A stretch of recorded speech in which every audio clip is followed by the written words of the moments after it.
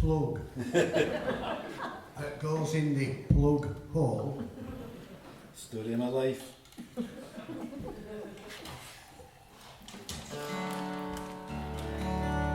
That makes the noise come out. I sat down, switched everything on, and thought I've remembered, great, and then plugged the bloody thing in. So.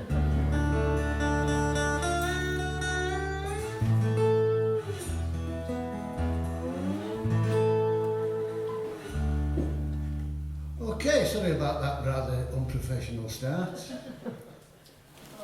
I look like I know what I'm doing.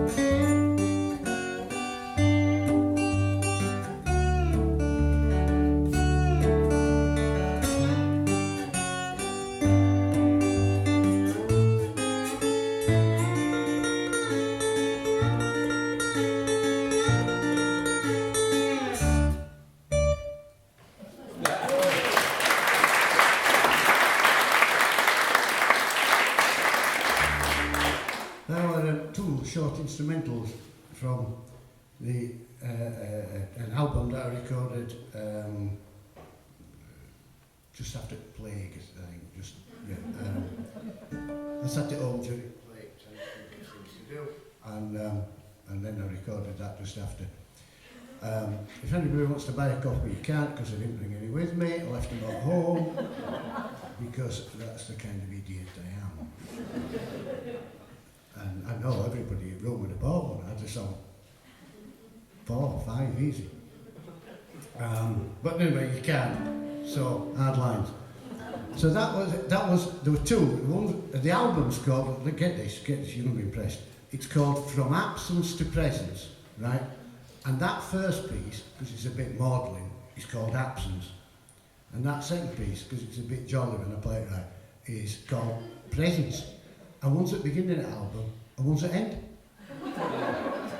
It's like a concept. And it's like sort of Pink Floyd without production values. And yeah, and up front cover of the album, there's a couple of guitars like this in a chair. And then up back, there's same picture, but I'm sat up chair. And it's just genius. I don't know how I come up with these things.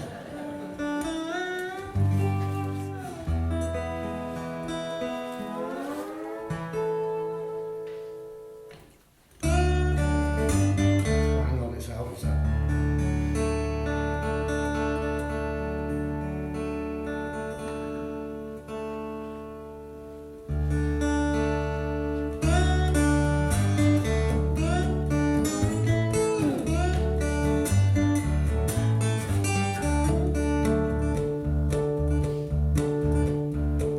Ain't gonna work on the railroad, ain't gonna work on the farm, lay round the shack till the mail train come back, rolling in my sweet baby's arms.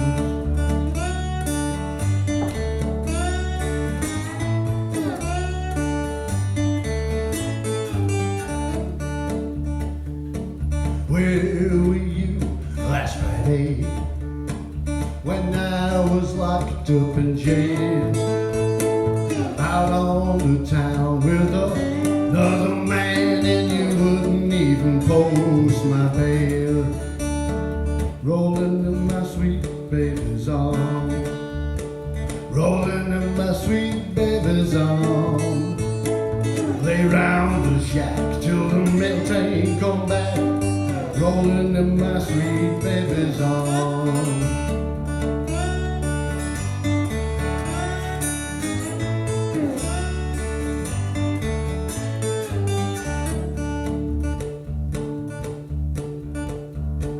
I know your parents don't like me, turn me away from your door. I know your parents don't like me, I'm not coming round anymore.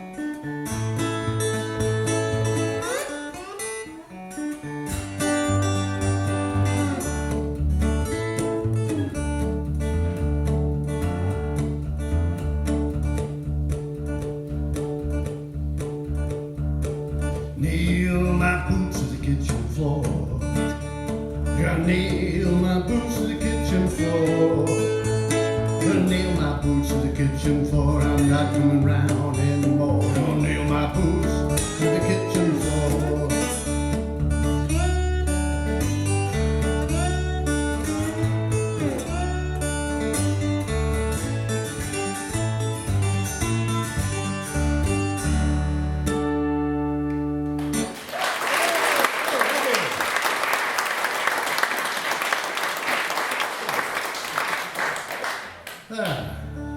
It's nice, I like Scotland, it's nice. I come from I come from a place called England. It's from Yorkshire. I come from a place actually, you know what, like people from Yorkshire don't normally say they're from England, they normally say they're from Yorkshire. And because we're as proud of coming from Yorkshire as you are of coming from Scotland. And if we had a choice, we'd sort of like be Scottish and not English, to be honest with you, because I'm particularly keen on that London and all them kind of people. I mean, it's not the people, I'm sure there's some right nice people, but, you know, never met. But so I come from a small town called Batley. And anybody, you know, we used to have a thing in Batley called Batley Variety Club. And famous people came. Shirley Bassey used to come and sing there. Louis Armstrong came. Yeah, we got Louis Armstrong in our little mill town in Batley. The rumour is, there's pictures of him looking like really happy, like he does you at Louis Armstrong is, but the rumour is that the bus, that there were tour bus that they were on, that came into Batley and we got off in Batley, in Marketplace to sort of have a look. And Louis Armstrong turned to the band as he was sort of getting off at the steps of the bus and said, "This is it guys, we've hit rock bottom." And you can't blame him, can you, you know? Then he got paid.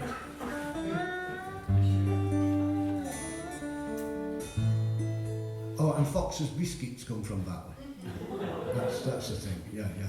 Everybody's mum or whatever has had a job at Fox's Biscuits when I was growing up, and we all had broken. I don't know why I'm telling you this, it's just interesting.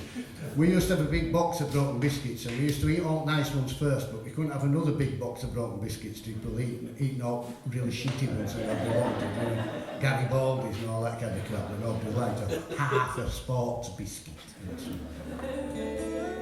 I'm going to cry with that nostalgic person. I already am. Yes. I'm not going to ask you why. But anyway, so this guitar is it's a Weissenborn guitar, and this particular instrument belonged to my grandfather when I was growing up. It's a very special instrument to me. When I was growing up, I'd say, "Grandad, can I play on your guitar?" And he used to be on a stand there, and he'd say, "No, you'll get your sticky jam fingers all over it and make a mess." When you're older, and you know, Grandad 43, you know. But no, and I waited, and every couple of years I'd say, "Can I have a go on that guitar, Grandad?" And you know, no, when you're older you can. One day it might even be yours. And time passes by, and I turned sort of 18, and I got a university place in Leeds, at a university called Armley in Leeds, which is, actually it's a prison. People in Armley, it's a prison. Right? But we told neighbours I'd gone, I don't want to whisper, we told neighbours I'd gone to university to avoid any kind of shame, you know. Not for committing crime, but for being so shit at it that I got caught. That would be the kind of thing. You know. And while I was away at university getting a degree in good behaviour, we came, I was about to release, I got I got a message from my grandma saying, "Your granddad's very, very ill, he wants to see you." So I dashed there. He was very poorly. And this guitar was on a stand at the side of his bed, and he was frail and weak, and he kind of pointed at it like that, and I kind of understood what he wanted, so I picked it up and I handed it to him, and then he handed it back to me, and it was one of them moments you just, you know, and he beckoned me in close, and his lips were dry and cracked, and his breathing was really shallow, and I leaned in and put my ear to his mouth. And with his dying breath, he sold it to me.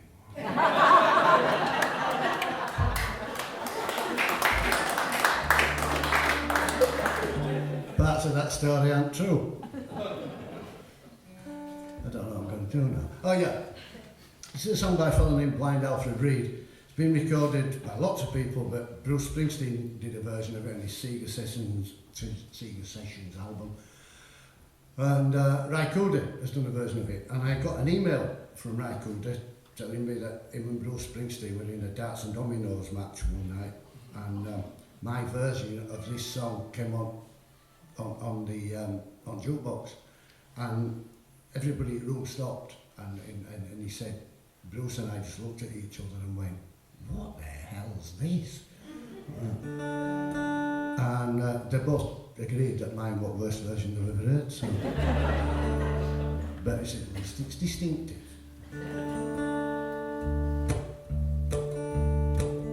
I remember a time when everything was cheap.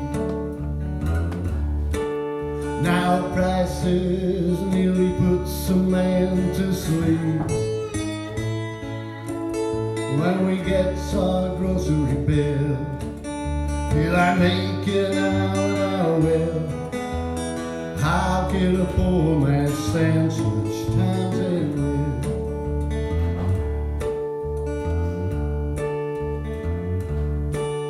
Well, the doctor comes around with his face all bright, and he says, in a little while you'll be alright. All he gives is a humbug pill, the dose of dope and the great big bill. How can a poor man stand such times and live?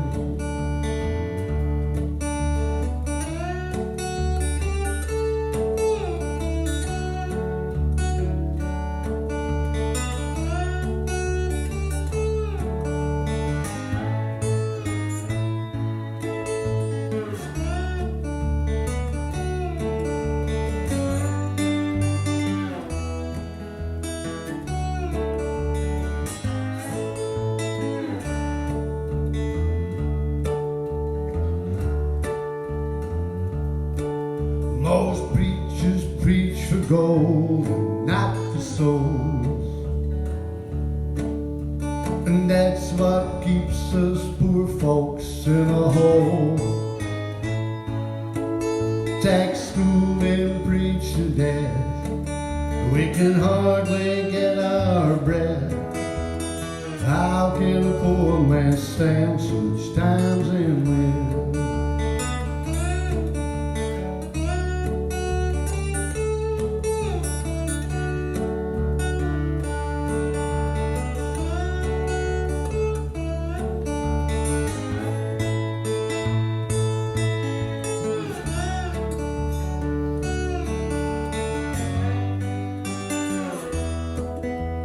How can a poor man stand such times and live?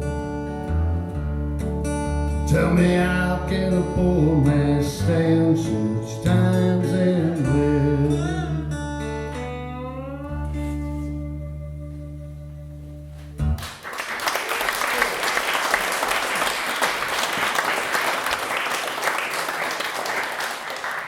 Thank you, you're very kind.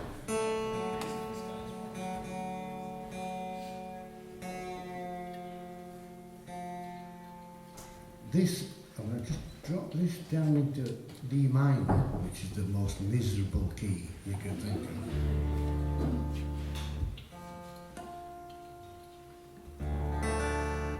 This is a song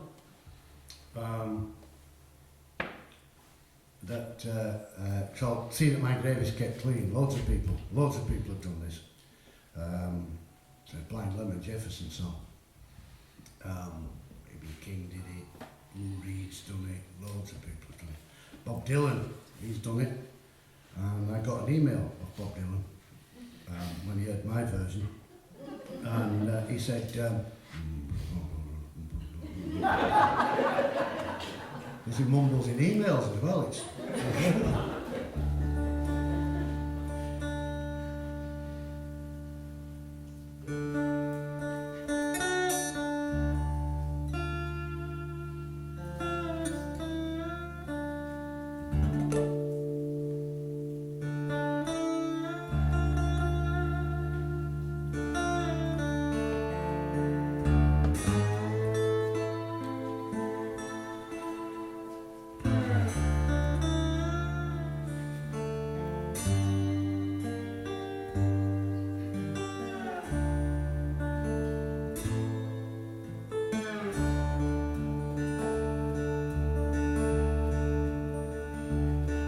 There's one kind favor I'd ask of you. There's one kind favor I'd ask of you. One kind favor I'd ask of you. Won't you see that my grave is kept clean?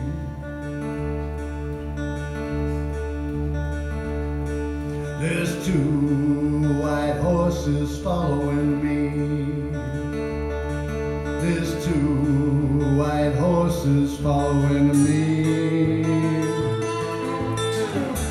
Two white horses are following me, and they're going to my burying ground.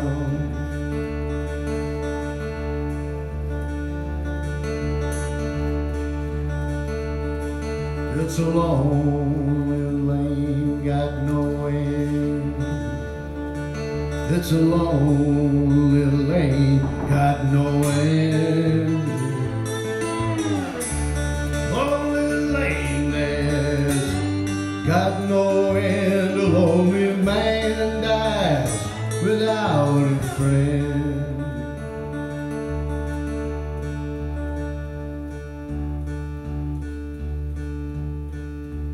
Dig my grave a silver spade.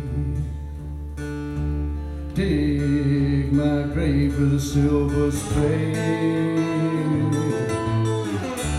Dig my grave with a silver spade. Lower me down on a golden chain. Did you ever hear that coffin sound? Did you ever hear that coffin sound? Ever hear that coffin sound? Means another poor boy is underground. There's one kind favor I'd ask of you. One kind favor I'd ask of you.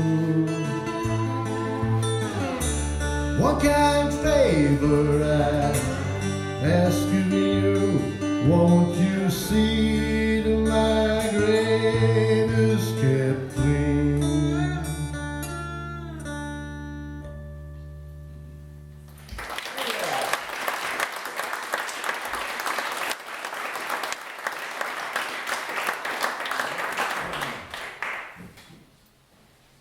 That guitar is actually made by a fellow named Thomas Buchanan, who is a Scottish guy that lives in West Yorkshire now in a little town called Cleckheaton. That's a real thing, by the way, so I didn't make that bit up, it's actually played. I'm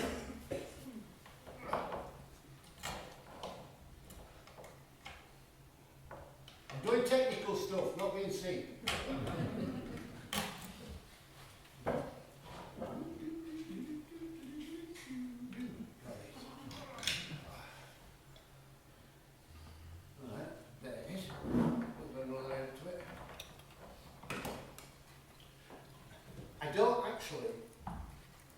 I have to bring, Dave's got 3 guitars and the banjo.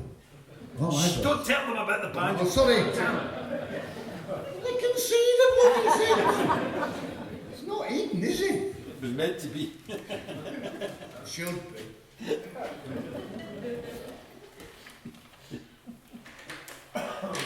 I think this one comes out a bit louder, doesn't it, Dave? It does.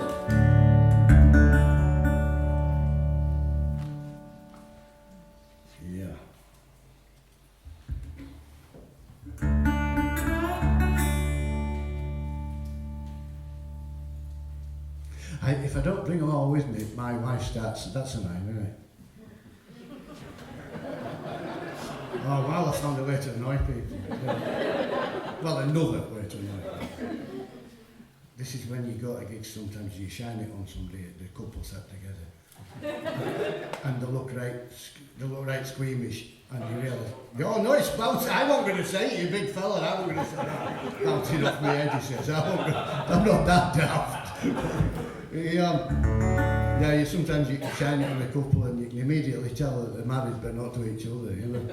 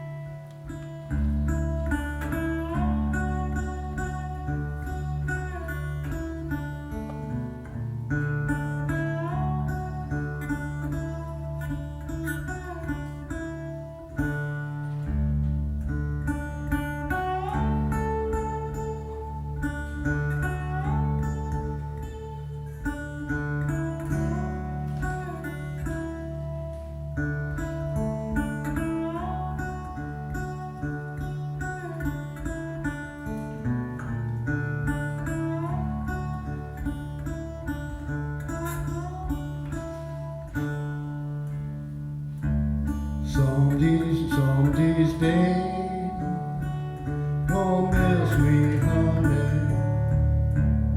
Somebody's day I'm going away. Somebody's day won't miss me, honey.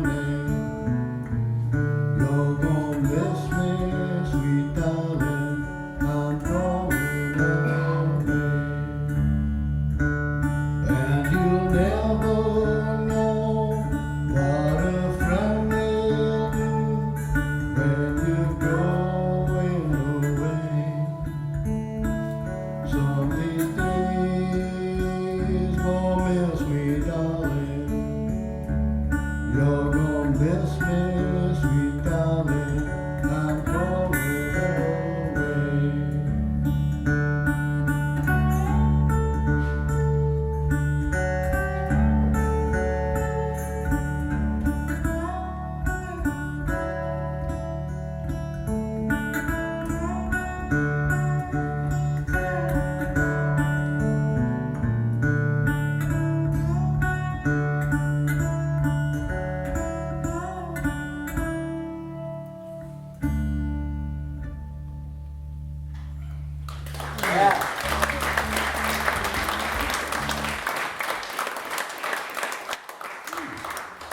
I made this guitar myself from some wood from an old MFI wardrobe.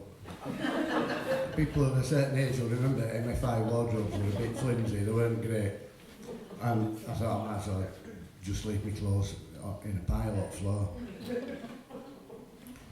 Can I just this is a young lady there. How old are you, young lady? How old are you? 9. And when will you be 10? In 3 days. That is so lucky, because I happen to know it's a fact that when you reach the age of 10, you are a grown-up and you do not have to do what your parents tell you anymore. It's true. I'll second that. Yeah.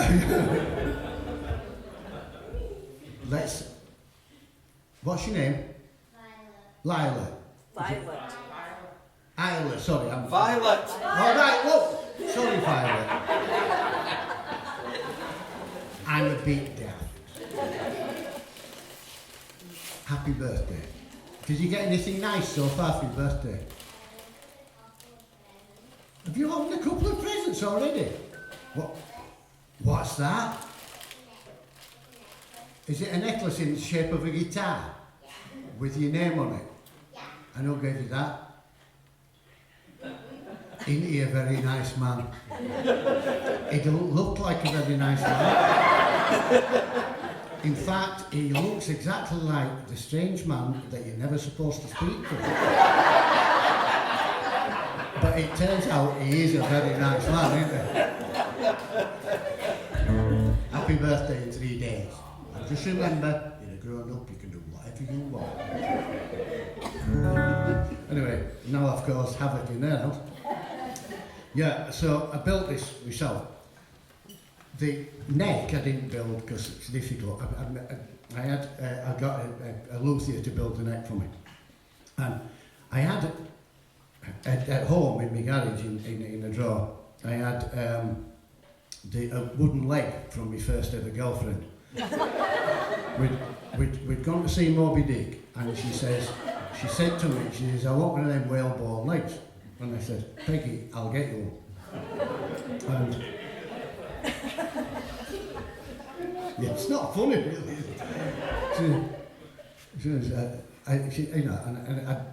it? And I kept the wooden leg, you know, and they were just in a drawer at home, and I've not seen her for 3 weeks or so. No, years and years. Must be 40 years since last time I saw her. And yet, when I do that, and slide my hand up to the top, I get a little tingle.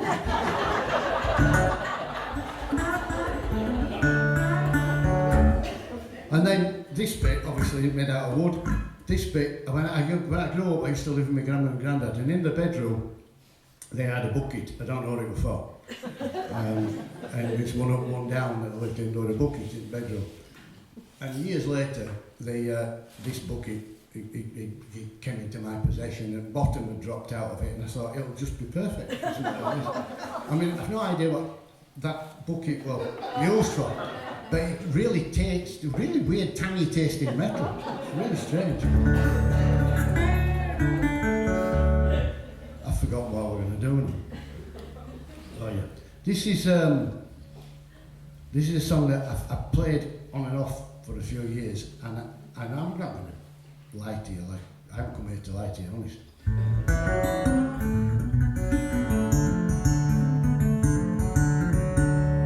Not me rehearsing. I've never played it all the way through without getting it wrong and making mistakes, right? And quite frankly, I've stopped trying, to be honest with you.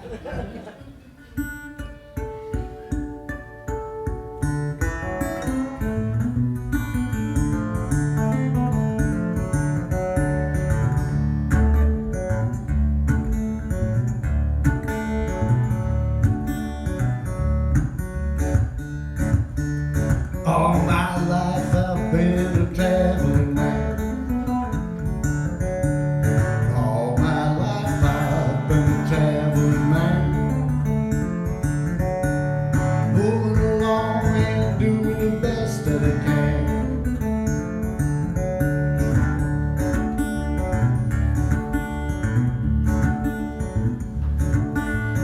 Packed my trunk on down to Tennessee.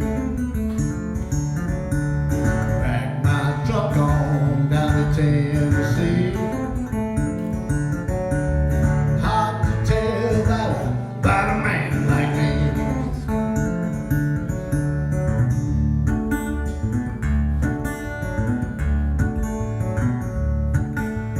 I got a girl, couldn't get her off my mind. I got a girl, couldn't get her off my mind. She didn't like my kind.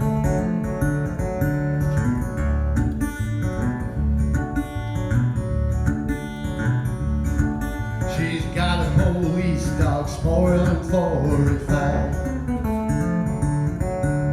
She got a police dog spoiling for a fight. She said she will, but I don't believe she might.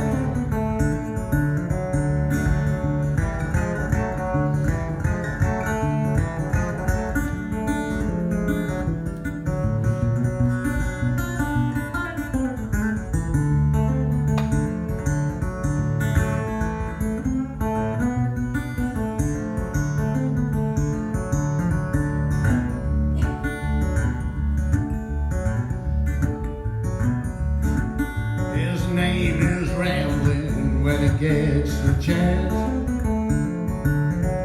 His name is rambling when he gets the chance. He leaves his mark on everybody's pants.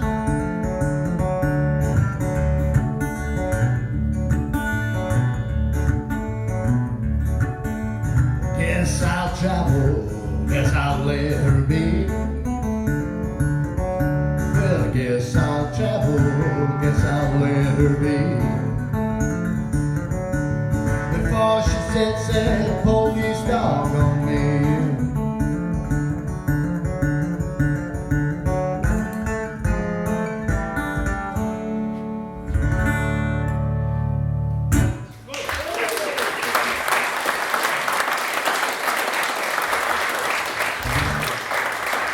Hey, I've just looked at time. I've been talking loads.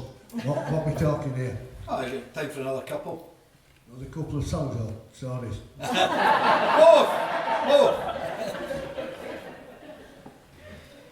Alright. I could do another one on this one. I'm going to do another one on this one because the story of how I got this song is one of my favourite stories. I learned this song from a fellow named Booker T. Washington White. Booker White and I shared a prison cell together.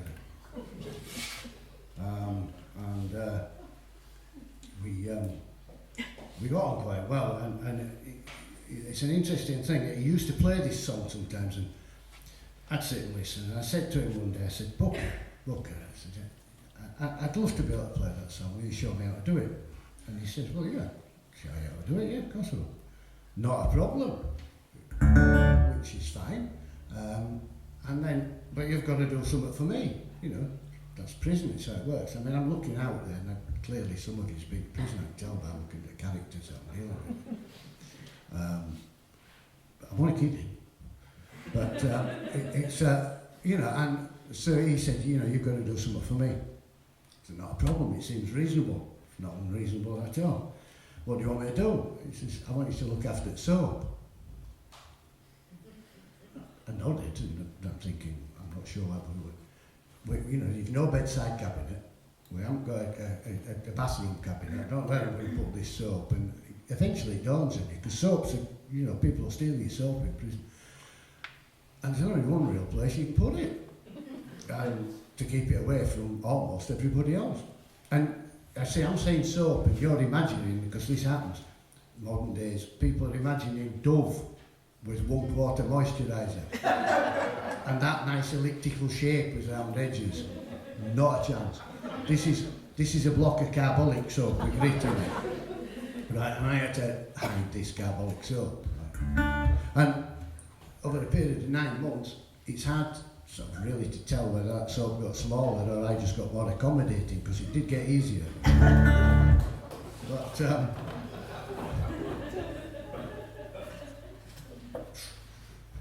But parts of that story aren't true.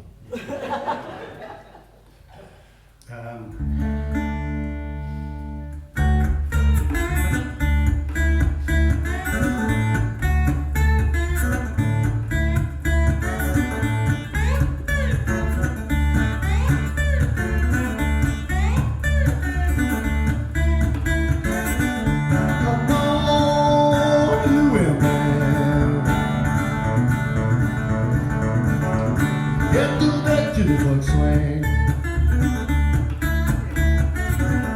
Come on, you women.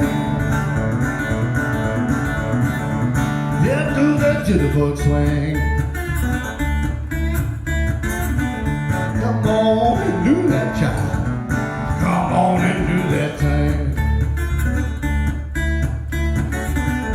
Come on and do it. Yeah, do that dance you do. Come on and do it. Yeah, do that dance you do. Come on and do that dance. I'll show you something new.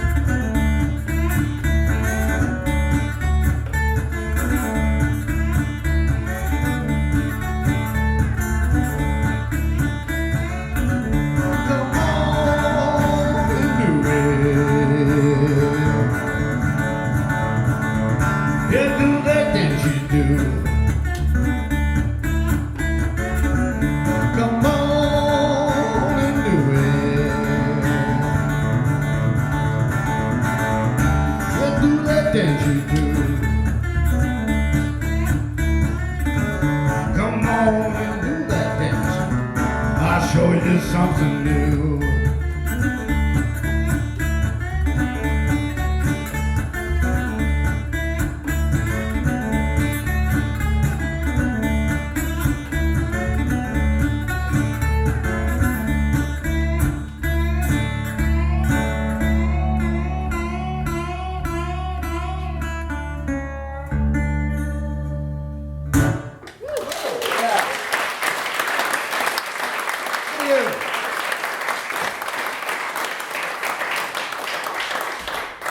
Okay, it's been an absolute pleasure. Just do one more and finish. I've got to use this guitar, otherwise she'll kill me. We brought it all this way. She don't talk like that. I don't know why I pretend she does.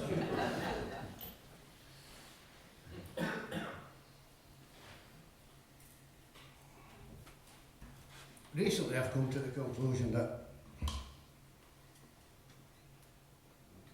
Yeah, I've got it. I know it works. I know which bit plugs in where. I've got it. Don't worry about it. Oh, yes. That's there. That's there. It's there. I bought a load of cables that were exactly just right size, and they all just fitted together, and they want all this wire all over the place. And then lost them.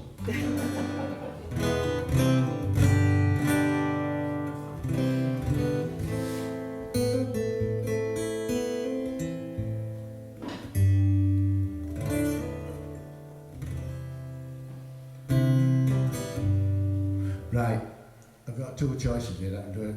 No, I'm going to do it. I'm going to do a singing, a joining in song.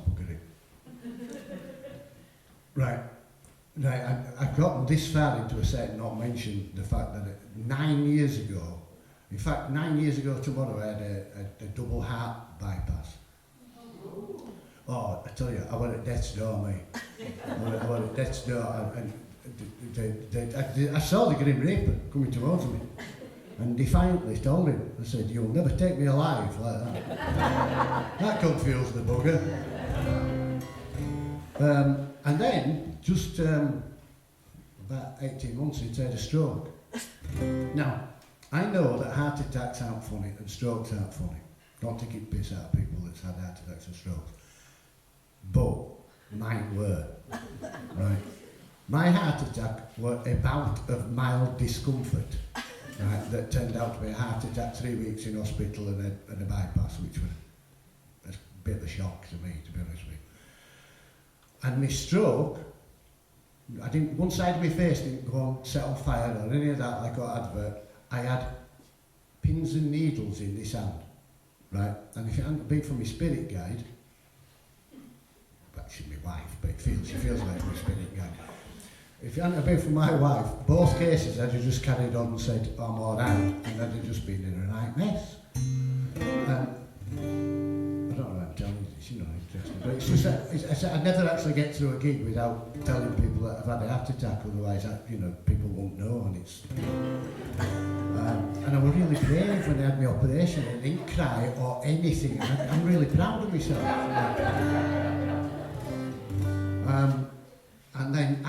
And before I had my stroke, I was an incredible guitar player, and this is all that's left of me.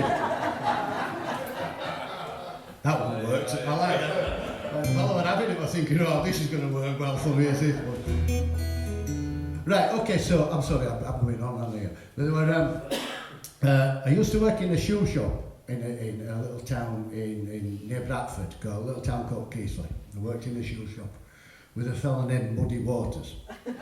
Right. And he was a good lad, he was a salesman, good salesman, but we had to let him go because we found out that he was importing counterfeit hush puppies from China and selling them under counter for his own personal gain. Went with through books and a note, so we had to let him go. And I was shocked. I really didn't want to, but we had no choice. And a couple of years later, through sheer graft and hard work, and I made assistant manager at the shop and took myself to a brand new Austin Allegro that I was going home in and feeling full of life. And I turned radio on and came as extra. It wasn't part of the deal, you had to pay extra for radio. And this music came out. This music comes out of the radio. I'm driving along. And it was that good, I had to stop. I had to stop the car. And when it finished, DJ said, that was the Chicago blues sound of Muddy Waters. And I thought, bloody hell, you sack a lad from a show shop in Kew. He's got no prospects whatsoever. And yet, in the face of all that adversity, he goes to America and forges the Chicago blues sound like that. Unbelievable. Went home, looked it up at internet, completely different fella. Went back and had a look in my records. Our lad were called Murray Waters. Little short, fat, ginger-haired kid. Don't know why I bothered telling you, to be honest. Anyway, my cardiologist said, if your self-esteem falls, you'll probably have another heart attack. So if you don't join in with this call and response, I could be, won't be straight away. Might be going down A1 back to Yorkshire tomorrow. Like that. And there might be other vehicles involved, not just me. So think on. It's all down to you. Normally when I do this, there's at least one person sat there with their face clamped shut, looking at me, and you'd see they're thinking, die, you bastard. Swearing's not big and clever, even if you're 10. Don't go wrong. So what happens is, when I think got my mojo working, you know how it goes, so you'll come back with mojo working. If you don't, there won't be an immediate effect, but I probably will die.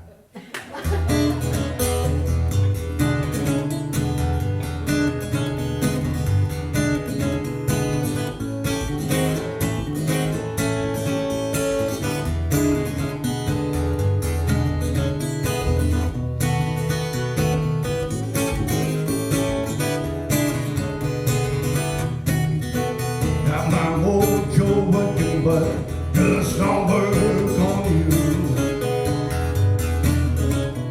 My mojo working, but don't just work on you. 100 pretty women and I don't know what the hell to do. Going down Louisiana, gonna get me a mojo hand. Going down Louisiana, give me a mojo hand. Have all you pretty women be in my command. Got my mojo working.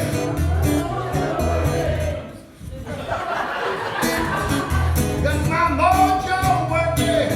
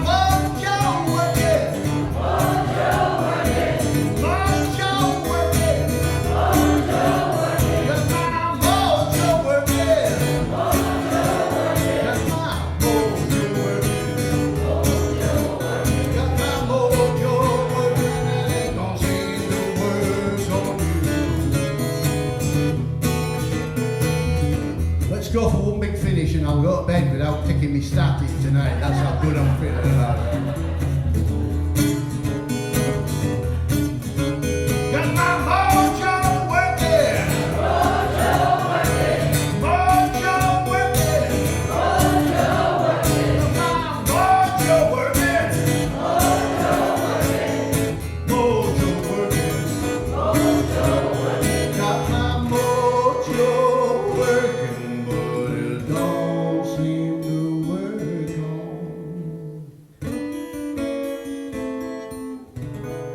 you.